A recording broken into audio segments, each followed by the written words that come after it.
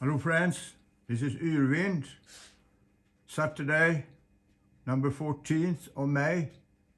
I'm working with the hatches and the bolts got out very easy, and that was a satisfaction, and everything been going very well today.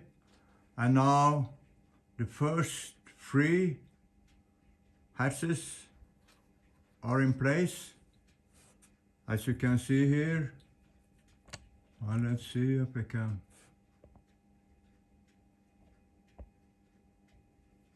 And they are really very good. A little bit of filing and adjustment has to be done, but that's okay.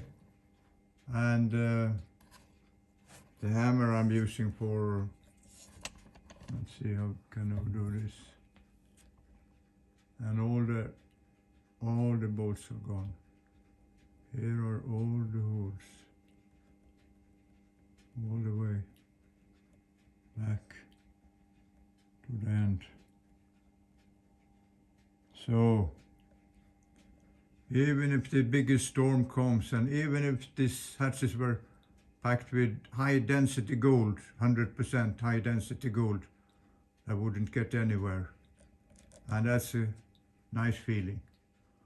Okay, thank you for today.